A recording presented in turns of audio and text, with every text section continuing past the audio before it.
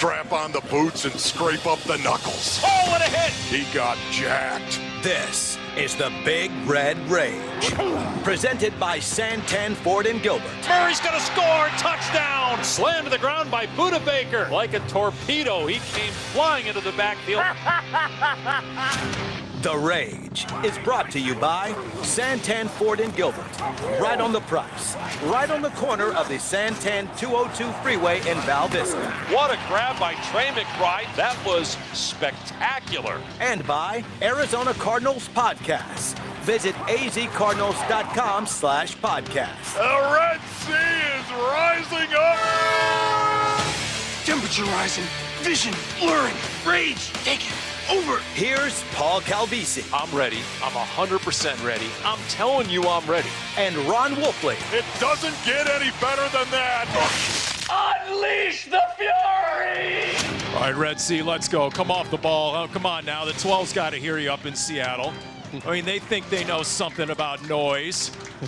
It's been tough times for the 12s this year. They've lost 4, count them, 4 in a row at home. And because it can always get worse, Ron Wolfley, it did this week as they lost power to their practice facility.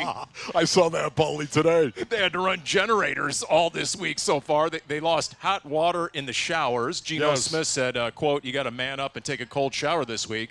So, yeah, things are out of sorts up in Seattle. Yeah, you know, it's good for him, Paulie. I'm just saying right now, you know, honestly, it is a distraction, I would imagine. And I know that every head coach in the history of football, they cannot stand any type of distraction. So I'm going to put that in the positive column, as a matter of fact, because I'm sure they've had to go through a bit of a distraction up there with the bomb cyclone going on. Yes. And now, guess what? You know who comes to town?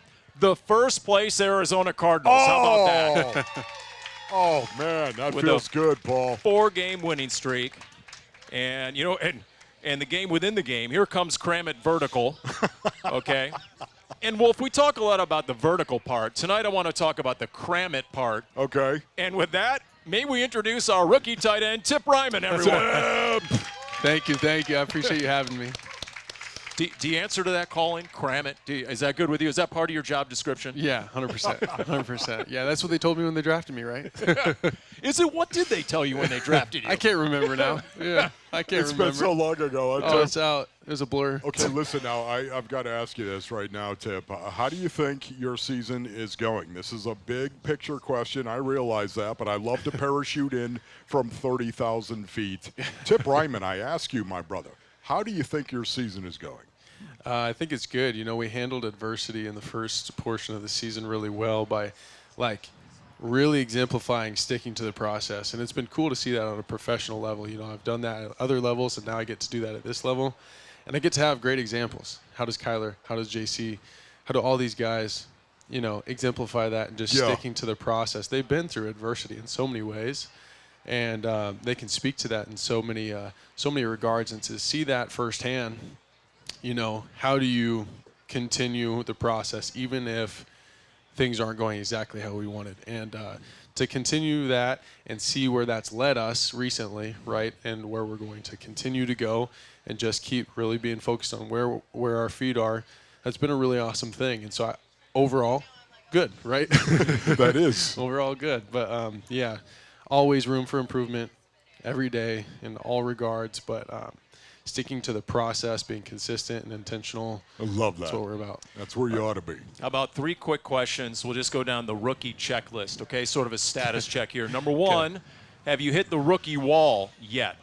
No. Okay. Number 2, have you been wide-eyed going against any of these teams or any of these road games in particular? Well, I mean, my first game was against, like, Von Miller, so I'm like, oh, you know. It's Von Miller, right? Right. You have to get on top of that stuff, don't you? But then it's I'm a big deal. I'm like, okay, Tip, just leave the last name where it belongs on the back of the jersey. Block this dude, you know. It's just do your job, you know. And then as I've gotten going more, I'm like, okay, it's Von Miller this week. Oh, it's Nick Bosa this week. Oh, there's like there's dudes on every single team, so you get a little bit like, all right, I'm expecting there to be a Khalil Mack, a Joey Bosa, or whatever. Like, there's gonna be dudes on every single team, and so it gets a little less like wide eye all the time and a little more like technical. How does this guy like to do stuff? And a little less like fear-based and more just like my strategy and how am I going to go into it, you know? You understand that's okay, right? You understand as a rookie, and I mean this seriously, you understand it's okay to go through that. Yeah. Every rookie does, Yeah. whether he admits it or not. Every rookie does go through that. Wow, that was Lawrence Taylor. Yeah. I mean, I'm sure that I was did that. insane. You know, when I came into the league, of course, in 1985, the St. Louis Cardinals, that we were in the NFC East, and that meant you were playing the Redskins twice a year. You were playing the Giants twice a year. You were playing the Eagles. Right. You have to get on top of that at some point in time. And I'll never forget being a rookie and looking up at the ceiling at about 2:30 in the morning. And I talk about this all the time on radio. But the shadows were creeping across the ceiling, and I was like, I can do this, can I, Lord? Yeah. I can do this. Yeah. And once I came to that idea that I could actually do this against the likes of a Harry Carson or a Carl Banks or even a Lawrence Taylor, although I couldn't block Lawrence Taylor. Okay, I'm just being real about that. Yeah. It suddenly raises your ceiling. Yeah. So has your ceiling raised, Tip Reiman? It's an awesome question. Yes, those exact moments that you're talking about have totally happened. You know, you feel like I don't know how much better I can get to really handle these guys, right? And then you feel like, okay, well the Lord brought me here, and He's not bringing me here just to get right here, and I'm not working to only get right here. That's right, amen. And so continuing to work and having the confidence in the Lord and who He created me to be, as well as the work that I get to do unto Him, that creates like new confidence where my ceiling mentally just goes way higher and explode. Yeah, and you can tap into a lot more. But you have to come to that point, don't you? You have to come to the point where Right. you realize, oh man, Yeah. I can do this. And there's nothing really to force it except for exposure. Yes. Yeah. Time. Yeah. I'm flashing back to last year in Paris Johnson Jr., right? There was a 4-week stretch where he got Myles Garrett, Micah Parsons, Aaron Donald, Nick Bosa, and then he realized, no, this is the norm. Right. This is life in the NFL. This is going to be my life. Every week. Going against these elite dudes, these big names that I watched on TV in college. And, and then his confidence grew. You got to get on top of it, Paulie. Yeah, and by the time the season was done, he played every single offensive snap a year ago. That's just the way it works, week by week. In fact, Jonathan Gannon talking this week about sticking to that process here with 7 games to go. As you get closer to the finish line, it's easier for your mind to wander. Good teams do not do that. Good teams take it day by day. They focus on what they need to get done today, and their opponent, doesn't matter who we play in the middle of December. It doesn't matter who's our last game. Is that getting flexed? It doesn't matter where the standings are. It really doesn't. They all count the same. All right, so I guess another question on the rookie checklist. Have you had a welcome to the NFL moment yet? I know in June you hadn't quite had that yet, obviously, okay? Yeah. But now that you've played 10 games, has there been one guy or one moment or one learning example, or maybe you learned the hard way? Yeah. Who took your lunch and ate it? All right. Who did that? Shoot, Nick Bosa's really good. Bosa is a good.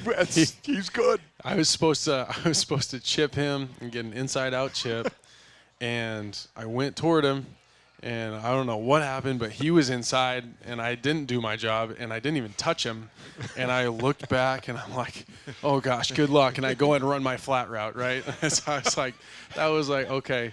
Yeah, this guy's really good. That was maybe a welcome to the NFL moment. Well, guess what? He left the game last week against Seattle, and that's when the Seahawks scored their only 2 touchdowns. Yeah. Is when Nick Bosa was not on the field. He's a difference maker. He's a good player. He is. What about Aiden Hutchinson? What would you say about him? He's a good player, isn't he? Yeah. I hope he heals up. I hope he heals up well.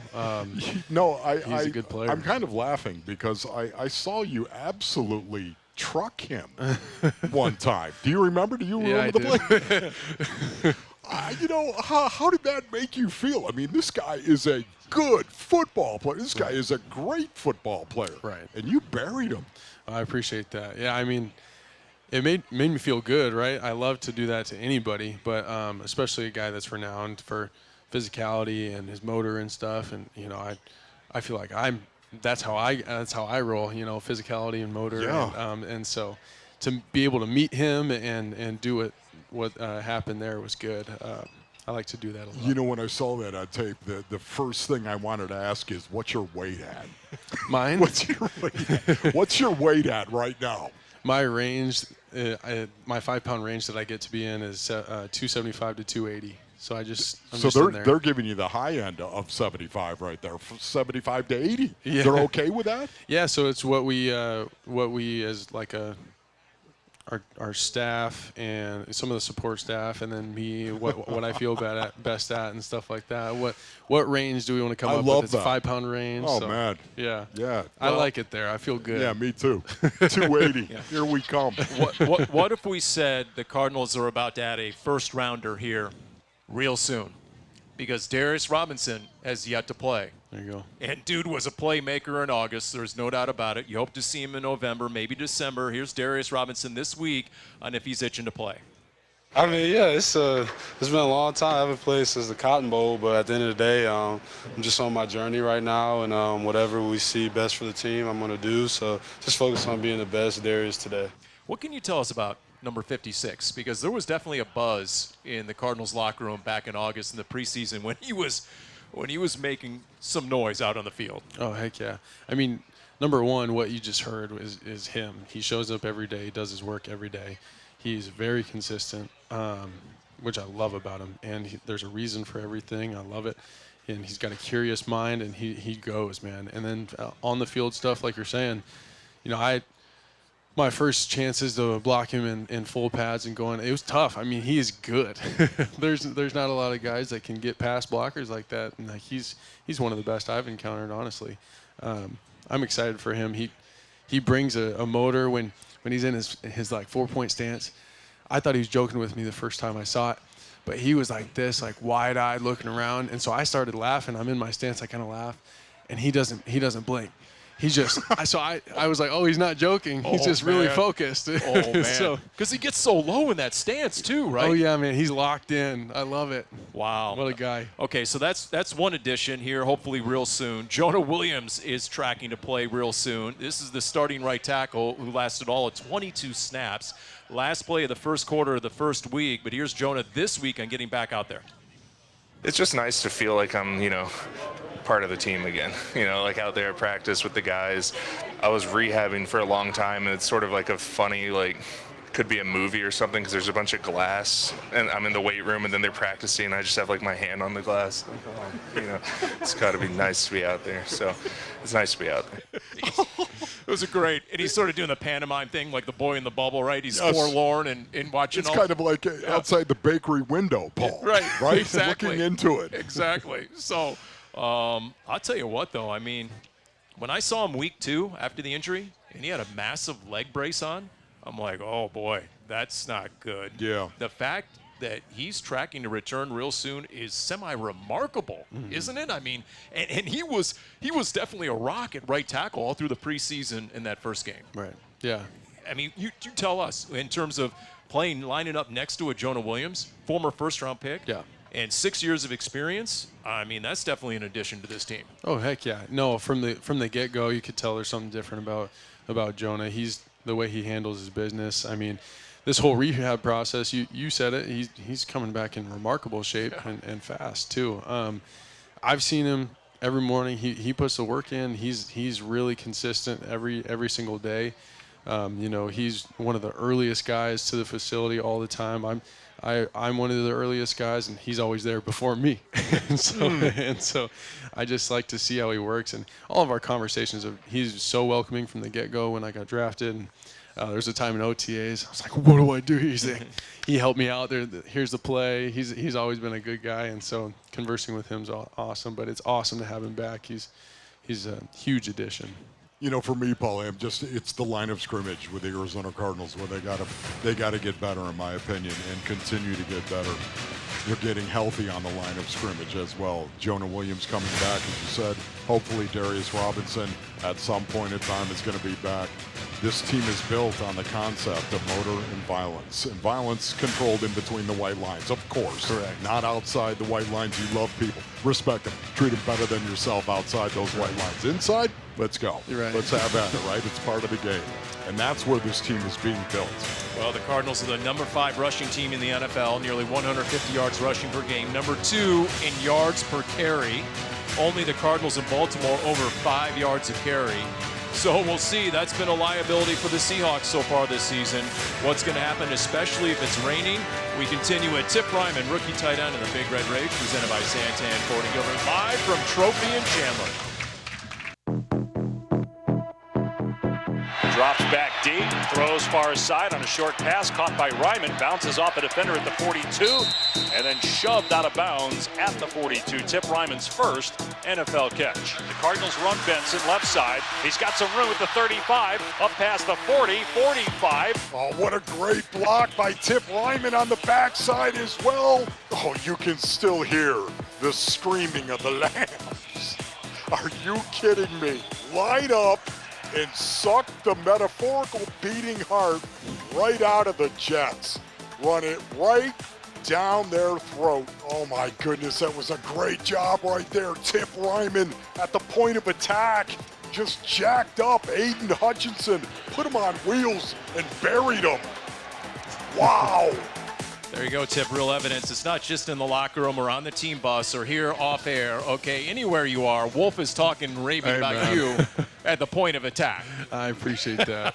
It is the Big Red Rage, presented by Santan Ford & Gilbert. Our special guest, Tip Reiman, everyone, third-round rookie tight end out of Illinois.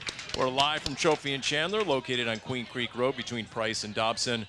And it is amazing, your rise to the NFL, is it not, in so many ways? I mean, think about it. From walk-on to the Mackey Award watch list, which is the top tight end in college football. Just give us a quick thumbnail just on how you got going in football and then how just it exponentially grew seemingly your career, each and every year at Illinois.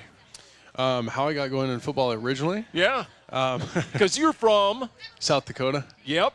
And you had actually had to transfer high schools your senior year, right? Just to get a better caliber competition, if I remember. Right, yep. Okay. Yep.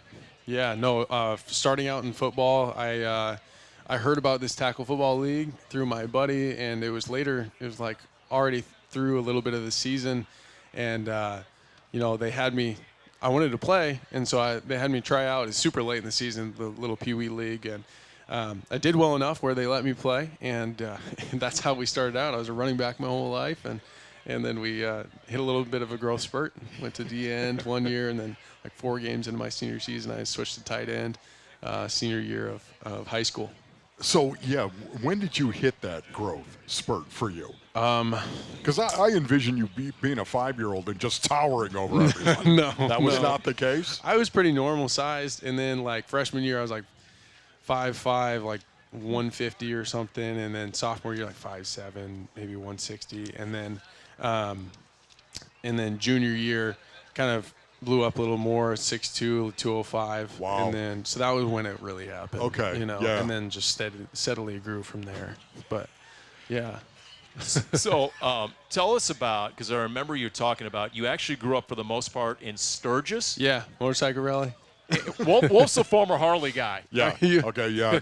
Had a fat boy. Loved it. Yeah, My dad absolutely. did too. Okay, there you go, right there. Yeah. So was motorcycles part of your upbringing? Dirt as well? bikes, but not motorcycles. See, dirt bikes, me too. Oh, That's yeah. what, my father actually bought us some Suzukis. It was the only thing that we actually got when we were younger because my dad had no money, basically. But it was the only thing he was able to buy us when he had a good year as a trucker. He bought us a couple of Suzukis, as a matter of fact. What and a I loved cool it. We gift. grew up on it, man. I know. Yeah. Oh, man. That all probably of us. mattered even more. That was like a really special thing. Absolutely. No doubt cool. about that. But really cool. so Sturgis, every year when they have the rally. There's like 1 million people that bomb into town. Yeah, the 75th had like 1.2 million. We're normally a town of 6,000 people. So it's like ants in an anthill, Everybody's crawling over everybody. So what is that like, though? What happens to the town? Oh, it completely transforms. It's unrecognizable, and everyone rents out like if someone has a small yard or something, they'll probably have 20 people in their front yard in tents renting out spaces. So like, but you know, like 80 to 90% of the revenue for that town, that's just in that 1 month, you know, month of August. So. That's awesome. Yeah. It's really about a town of 6,000 people. I didn't even know that. Yeah, 6,000. Okay, I thought it was bigger than that. No. I thought it was about 60,000. No, everybody knows everybody. Just a little town. There's like 2 stoplights. Yeah, I never went. I never did that. I never actually went to Sturgis. Yeah. But I heard so much about it, of course, obviously. Here's where it really gets interesting, because when you go into your bio, the official NFL site, there's a line in your bio that, dare I say, I've been doing this long enough, okay? I don't think I've seen anything, and I'm just going to quote it directly. Okay. All right? Just how unusual it is. All right? In his free time, Tip enjoys using the pottery wheel, shaping coffee mugs, bowls, and other dinnerware. and it's just, I mean, football player, you know, brute strength, and then this, I mean, ceramics. Yeah. It goes well, right? It's very interesting. So is that like your mental health to get away from ball? I mean, I just kind of started it up, you know, later in my adolescence, and I started watching YouTube. My mom's old boss had a wheel, and he wasn't using it for like the last 10 years. He was like, do you want to use this? And so I tried it out, threw some mud on there, right? And I was pretty good at it. I'm a visual learner, so YouTube was great. And so since then, I just kind of, I don't know, use it as a nice pastime. Everything I do is pretty like you said, brute, aggressive, everything like that. So it's nice to have a little gentle pastime and use my hands in a gentle way and like an art form. And my mom, she was always artistic, so I get some of that gene from her. So, but she was like murals and all this cool stuff. I can't do any of that, but I can do like pottery. So, what's the coolest pot you've ever made, man? I mean, was it big? Was it small? I feel like my coolest one was this vase that I felt like I made really modern, but like with an elegant handle that came like this. But it was like this big vase, and it took me some time and to learn how to throw that much clay, because, you know, originally you used 5 to 10 pounds of clay for that much. Yeah. You know, that big of a piece. But do you have any pieces around the house or anything like that? Are they stored away somewhere? Not really here in Arizona. Not cool stuff. Like, we've got a bunch of mugs and cups and stuff, but nothing crazy. Like, my sisters have dinner sets that I made for them, and, you know, like plates and bowls and all that good stuff. But my parents back home have some more. You know, Tip, after 2 decades of marriage, I'm hurting for gift ideas. You don't happen to be selling any of your pottery, do you? Any of your wares? You I know? should make an Etsy account. You know, exactly. You go online and buy some Side of your stuff. hobby. Exactly. Yeah. Have it shipped over to the house for holidays. All right, let's talk about your growth as a football player. Here's Trey McBride, and this was last Monday going into the bye, talking about his teammate, Tip Reiman. Tip's playing really good right now. He's you know, just from week 1 to now, how he's grown and how he's understanding, you know, how to be an effective blocker, what you have to do. And, I mean, he plays at a high level. He finishes. He's one of those guys where he could be in pass pro on the right side. You can throw it to the left, and he's going to full sprint and go hit 3 or 4 people on his way to blocking. He's plays with the high motor. He's a really good player, and I'm excited to have him in the room. What have you picked up the most from Trey McBride? His knowledge of the game is far greater than mine. You know, how he sees coverages, how he breaks down the game. I can see stuff almost from an O-lineman's perspective, but like how he sees stuff on the back end, man, I've got a lot to learn. And so I've learned a lot from him so far, and how he reads keys of DBs and linebackers, anybody, you know, playing him in man. I've learned a lot on that front, and even in the blocking game, like, he's got a lot of unique things that he's learned and carried over and given to me that I get to use now. And so, you know, little tidbits here and there are really, really effective, and he's been doing that since OTAs. So it's been awesome. It's one of the things I really love about Trey McBride is this is a guy that is evolving as a receiving tight end. We all understand that. What a good run after the catch guy he is right now. You bet. But he wants to be a good blocker as well, doesn't he? Oh, I mean, yeah. This is a guy that cares about being at the point of attack. Yeah, I feel like other tight ends will pick and choose, right? he's not afraid at all. Like he's gonna put his face in there. Like, and I love it. And that's what you want in a tight end, to be able to do both, and he does both well. I feel like people lose that sometimes. You know, he does both really well. He's strong. It's not like he has to be huge to do what he does, but he's strong, and when he gets a hold of guys, he can latch on really well. Take us into the film room, the tight end room, and when you guys see the hurdle on film. I guess it's 3 straight games with the hurdle. I mean, the fans go nuts. What about you guys in the film room? Yeah, I mean, we go insane, right? It's a crazy athlete doing something crazy, and so we just are in awe, right, of what we just saw. And so I think our reactions are probably a lot similar to everyone else's. Yeah. That's by the way, I don't know if you're aware of this, Tip, okay? I'm going to give you some advice here. I was informed earlier in the locker room that it may or may not be Trey McBride's birthday tomorrow. It is. So as the rookie in the room, you may or may not be expected to show up with a cake of some sort tomorrow. Donuts. Oh, donuts. So you are aware of that. Okay, that's good. I'm getting donuts. Getting donuts. I told Maddie on the way here, I'm getting donuts on the way to work tomorrow. Yeah, that's good. Yeah. Okay. All right. You know, Trey sort of slid that in. He knew the show was tonight. You know, okay, there you go. So donuts once again. There we go. Now the whole world knows. If I don't show up with donuts. Okay. Have they asked you to do anything else as a rookie right now? Because back when I came into the league in 1985, let me tell you right now. Well, if it's a family show. It's a family show. Oh, my goodness. It was really, really bad. Okay, now I know that, you know, this is 2024. I understand that. It's not nearly as bad as 1985. But did they make you do anything as a rookie? Like, Tip, you know, bring us Church's chicken every Wednesday. Did they say anything like Nothing crazy. You know, there's the rookie show, and then they're a pretty easy group. I bring some snacks, some waters, and stuff like that to the room, and for Halloween, I did like mini pumpkins on everyone's desk, and then for Christmas, I'll do mini Christmas trees on everyone's desk. So okay. Not anything crazy, probably nothing to rival any store you have. Yeah. Are you I'll sure? tell you the not so beautiful part of the program. Are you sure you're not going to have to decorate the whole room and get a tree for the holidays? Because I'm not doing that. No, you sure? I'm not doing that.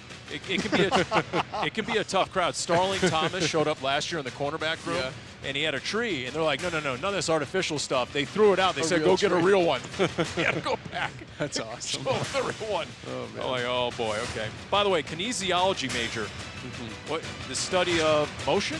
Human movement. Human movement. And then I specialize in how it pertains to exercise. Interesting. Yeah. Okay. All right. Well, after the holidays, Wolf might need some free advice on the as a wedge exercise. buster, I majored in kinesiology. There you go. There you go. Hey, single game tickets on sale now. Go to azcardinals.com/buy tickets to secure your seats today. We continue. Cardinals rookie tight end Tip Reiman, everyone, on the Big Red Rage, presented by Santan, Ford & Gilbert, live from Trophy and Chandler. Chaw! Seahawks run the ball off the right side, and a big hit by Budda Baker at the 26-yard line. The Cardinals have been much more physical than Seattle. You came up and crushed that dude. Oh, man. Full speed. It was crazy like that, boy. You crushed him. Full speed. How you do that? How'd you do that? No fear. No fear. I ain't scared of nobody. That's Budda Baker mic'd up. Wired for sound. That was Chandler Jones, Wolf. A little throwback to 2019 when he knocked out not one, but 2 Seahawks running backs in the same game at Seattle. Going home, he was beyond fired up, and we've seen and called every single one of his games as an Arizona Cardinal, and I'm not sure he's ever had a better year. I mean, Wolf, is he having a career year or what, Budda Baker? Yeah, Paulie, I love the way that Nick Rollis is using him as well. He's not always lining up in the secondary, of course. He's lurking around that line of scrimmage because he's so instinctive. He reminds me an awful lot of Troy Polamalu. This is something you and I have talked about, but he does. Troy Polamalu was one of these guys that had this feel. He had an instinct for what was going on and made so many plays. They used to love playing robber coverage. He was a safety. Troy Polamalu, are you familiar with him? Yes, you are, Tip. Well, I'm just saying because you never know. You're maybe out in the garage doing pots when he's playing. I don't know. But Troy Polamalu was just one of those guys, they'd play robber, and he'd be the robber. down low, right? They'd go man across the board, put a safety in the middle of the field, and then that lurker, that robber down low was more of a free hitter right there. That was Troy Polamalu, and I love the fact that we're using Budda Baker in a similar kind of way. Yeah, he has 100 tackles through 10 games, right? Think about that. He's number 7 in the NFL in tackles. Everyone else in that top 10 are like middle linebackers. Here's what Darius Robinson, check this out. Tip Reiman is our guest, fellow rookie Darius Robinson yesterday, and he just brought up Budda Baker on his own and what he's seen from the sideline as he's been rehabbing and just watching NFL football. Darius. We have some great players here, and, being on the sideline, you get to see everybody up close. Like Budda, bro, he's the best player I think I've ever seen in my life. So it's great to know that the vets here they're legit who they are. So I'm just super excited to join them when it's time. I mean, as your pencil neck sideline radio reporter, I have a saying, when in doubt, it's Budda. Like, who was that? What was that? It's Budda. Give us your thoughts on just him as a player. That's not a bad saying. That's not a bad saying. He shows up everywhere. Yeah, he he's shows a up bore. everywhere. Oh yeah, and the clip earlier, no fear, and he was talking. That's a what do you? an apt description That's of his mentality. Yeah. I mean, he flies around. He does not put the brakes on ever. He's full speed through the hit, not to the hit. Yeah. I mean, he shows up everywhere, and it's cool to watch him, in his process, like Darius said. For me, being an old guy that used to play, okay, once again, 62, savage, but 62. I watch him, and he challenges me as a 62-year-old man that used to play the game. Ron, did you play like that? Would you play like that? Yeah. Abandon when you watch Budda Baker. This is what he does to not only his teammates, but the other team as well. Yeah. And the other coaches and everyone in the other organization. They're looking at a guy like Budda Baker, and they're saying, man, if you're willing to give that, what am I giving? Mm-hmm. Doesn't it challenge you, Tip, 100%. yourself when you watch a guy like that play? He's one of the smallest guys on the field, and yet he's one of the biggest guys 100%, on the field. 100%. That's It's so a challenge every day, right? Like you see that flying around. It's okay. I can play with that abandon, with the right abandon, but, Right, exactly. Yes. in the right way, but just almost seemingly reckless, like not a care in the world. I'm gonna hit it no matter what. He exemplifies that incredibly. Would it also be accurate to say that what Budda Baker is to the defense, sort of the heartbeat of the defense, James Conner is to the offense, and the fact that he leads the NFL in forced missed tackles, and it's not even close the way he runs the ball? Oh man, it's awesome to block for a back like that. Not only how he runs, but who he is as a person, and how he speaks to us, to his guys, and we all super appreciate him, not just for what he does on the field, but who he is as a man. And I know he's taken me in as a rookie, from the get-go, and guys like that are really easy to block for. It was amazing. In the fourth quarter, the Jets win. The game's out of hand. Cardinals are routing the Jets, and Trey Benson's going off. And there's James Conner on the sideline. Right there, front row seat. He's got his hands on his knees, and he's into it like a dad at a Little League game, and he's living every single cut and hit and yard gained. And I had a chance to talk to him today, and he's like, oh, yeah. And he just big smile on his face, just how much pride he's taken in the development of the rookie running back, who, Wolf, looks a lot like James Conner all of a sudden. He does. Have you noticed that, Paulie? Yes. I mean, yes. Just the refusal to go down. There's no doubt about it. When Trey Benson first showed up, when we saw him in training camp, of course, and then the Indianapolis Colts, and working out with him for a week right there in some of the preseason games, and even into September, games into September, he was a guy that was kind of dancing around a little bit. He was using a little bit too much of that great quickness and great feet that he has. He was doing a little bit too much of that. Now I see a guy that is doing a little giddy up, which is good, and then boom, pick a side and either run over the guy or run around him. Pick a shoulder, slash, and he's more of a slasher like James Conner is right now. I see that. There's no denying it. What better example could you possibly have than James Conner in front of you to get to watch that on tape every day and watch how he plays the game? Man, Trey Benson has made a huge improvement in regard to running the football because of that. So the Cardinals have the third youngest roster in the league right now. Think about that. And it's guys like Trey Benson and Tip Reiman. And Wolf, we talked about the balance. There is one thing, though, that I'd like to say. Calvisi Consulting, the Paulie Pigskin division, I'd like to see more tight end screen. I would like to see that with this guy and with Trey McBride. Okay. I mean, does Drew Petzing have a suggestion box outside his office? I don't think so. No? Okay. Have you ever gone and campaigned for a few more targets in the pass game, Tip? Has that happened? What tight end doesn't want the ball, right? Exactly. Tight end coaches, tight end personnel, we love it all, right? So anytime any of that comes up, we make a big hoopla about it, right? We wave our hands in the air. We're excited. So, yeah, we're advocating. Don't worry, we got you. Okay. On that note right there, Paulie, I just got to go to my personnel stats, and you know I love this stuff right look here. out. This No is what math, I'm talking Wolf, about no right math. here, based on it. I'm just telling you, look, 11 personnel, 12 personnel, 13 personnel. One back, one tight end. That's 11 personnel. One back, two tight ends. That's 12. One back, three tight ends. That's 13. See how it works? See how easy that is. Simple right there? math. I'm just saying this. 11 personnel in rundown situation where you line up, it's 1st and 10, it's 2nd to 1 to 6. That's rundown situation. And that defines who you are as a football team. Because everyone throws the ball on 3rd and obvious, okay? Everybody does that. You line up 43% of the time, we're in 11 personnel, okay? 38% of the time, we're in 12 personnel. And 19% of the time in rundown situation, we are in 13 personnel. Paulie, I don't know about you, but I add up 12 and 13. That's 57% of the time. We are in a power personnel group in rundown situation, and we run the ball 74% of the time out of that power personnel group.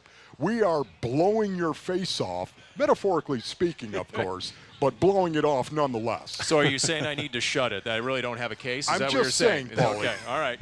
Okay, I'll tell you what.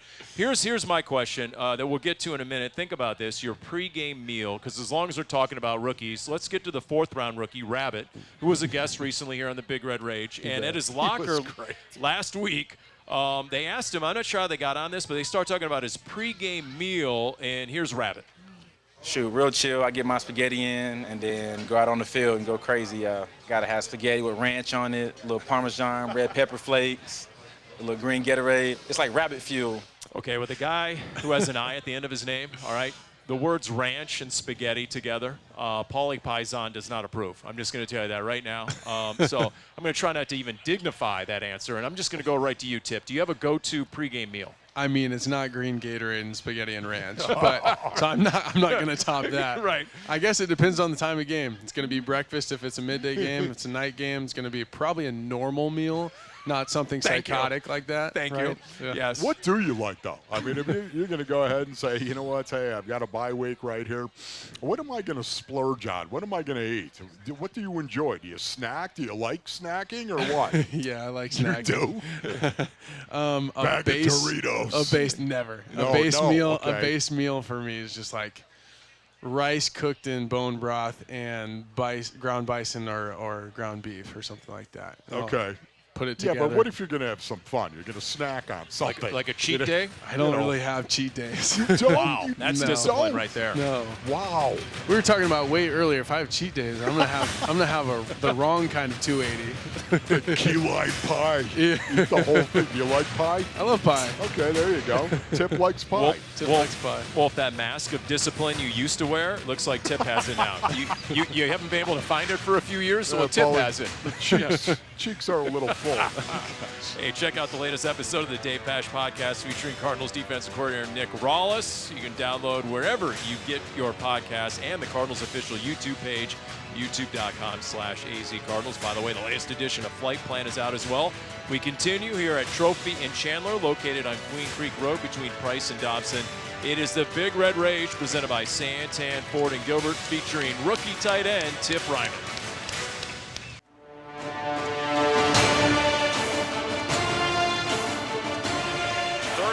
At the 48-yard line of Seattle. Shotgun for Palmer. Here come the Seahawks. It's a handoff left side Ellington, and Ellington's got the first down to the 45-40. Stays in bounds to the 30. He's in the 20. He's in the 10. He's into the end zone.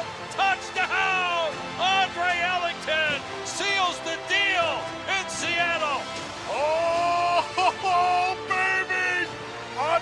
Ellington on the speed draw. Nobody saw that coming. 48-yard strike, man, what a call, what a run, what a game. I mean, that was part of the era where the Cardinals would go up and hand it to the Legion of Doom in Seattle on their home field. It was just one slugfest after another in that whole series, Cardinals and Seahawks. And guess what? You get another iteration on Sunday. Cardinals at Seattle, wrapping it up here on the Big Red Rage, presented by Santan, Ford, and Gilbert, with Tip Reiman, third-round rookie tight end. And you tell us, what have you been told about Seattle and the noise and everything that you're going to encounter? Because it is one of the great, lively atmospheres in the NFL. And that's the only positive thing you'll ever hear me say about the 12s in Seattle, right there. Is their support system. Yeah. I've heard a lot about it. I've got family up there, so they've raved about how big the games are, how loud the games are. And I've always heard, all growing up, you hear about the 12th man. I'm sure it's real. I get to go experience it, and hopefully we get to quiet them. But it's gonna be loud. I already know, right? And I'm excited to go do what we do and hopefully get a road win. Tip, have you ever played in a place where you break the huddle? And, of course, because you're on offense and you're in the opposing stadium, and have you ever played in a place where you could feel the noise? Yes. Not where you hear the noise. You could feel the noise. Yeah. The 12s and that stadium, like that. that's one of those places. That's awesome. It really is. In fact, here's Jonah Williams, right, veteran right tackle, just talking about dealing with the noise in Seattle. Really focusing on plays in the huddle. And, I think Drew made a great point where he said that you need to know the game plan well enough that even if you miss a word or two, you know the play that's being called, you know where we're at on the field, you know what it's got to be, and so you can fill in those blanks and be ready to go. So that's a big part of it, is just locking into the game plan, and even if you don't hear the whole call, you know what to do. All right, silent count. How big a deal is that going to be on Sunday, and how equipped, how comfortable do you feel in the silent count? It's going to be really, really important, and I feel really comfortable with it. We have a lot of good things in place, so we can, get off on the snap count the right way, not have pre-snap penalties. That's non-negotiable for us, and do things how we want to do them. Not be set back by simple things that are avoidable. So, do you think you have to start fast up in Seattle? Is there any pressure on going out there in the first quarter and actually producing early in this game? Has anyone talked about that? Has JG talked about that? Have team leaders, captains talked about that? Anybody? We always talk about, like JG always talks about, we gotta prep the right way so we can go throw a fastball on Sunday, and that meaning to me, we're gonna throw a fastball and we're gonna throw a lot of them, and so we always want to start fast, but we want to be persistent in throwing our fastball the entirety of the game. And so if we aren't, then we know we're going to still be the same team, working just as hard, being just as persistent the rest of the game. If we do start fast, awesome, setting us up in a really good way for the rest of the game to do the same thing. So coming off the bye, how do you think collectively you're feeling as a team? Being where you're at right now, winning 4 in a row and coming off that bye. Are you aware that sometimes you get a little sleepy in that first game after the bye? Yes, it's a great point, and it's something JG hit on. Coming out of a bye, 2 things we need to focus on is urgency and energy. Urgency, I love it. Urgency and energy, and because you're in this routine of go, and you're feeling good, you're moving right, and then you get a little break, and it's like, oh, I can chill. But when you come back, then you kind of get a little sleepy, like you said. But he's emphasized urgency and energy, and then I've heard great coaches tell us what you emphasize in a good culture, that's what you get. And urgency and energy have really been emphasized, and I feel like with our practices this week, that won't be an issue for us to come out sluggish. And I kind of feel like as well, Paulie, these are the guys that are inside this locker room. These are the guys, the mentality that is inside this locker room right now. You're all built like that. Mm-hmm. It's one of the reasons why JG calls it the price of admission, bringing guys into that locker room. You guys are built that way. Right. Yeah, that's a good point. If there's a common denominator that we've noticed from the outside looking in, it's like every guy in that locker room now is deadly serious about football. Yeah. And that matches the head coach. Yeah. That matches the GM. And that matches the style with which the Cardinals are playing right now. I mean, that's, to me, at least on offense, you guys have run it for 200. You've thrown it for 300. And just the multiple ways, different ways you've been able to attack defenses. So we're looking forward to what it looks like on Sunday in Seattle. Tip Reiman, everyone. Thank you, Tip. Appreciate it. Thank you. Absolutely outstanding. Special thanks, as always, Jim Alejandro, Cody Fincher, Walt Ellis, Lawrence Ellis, our technical director, Matt Lazarus, for Ron Wolfley, I'm Paul Calvisi. We're every Thursday night, the original Thursday Night Football, live from Trophy in Chandler. It's the Big Red Rage, presented by Santan Ford in Gilbert. Chaw.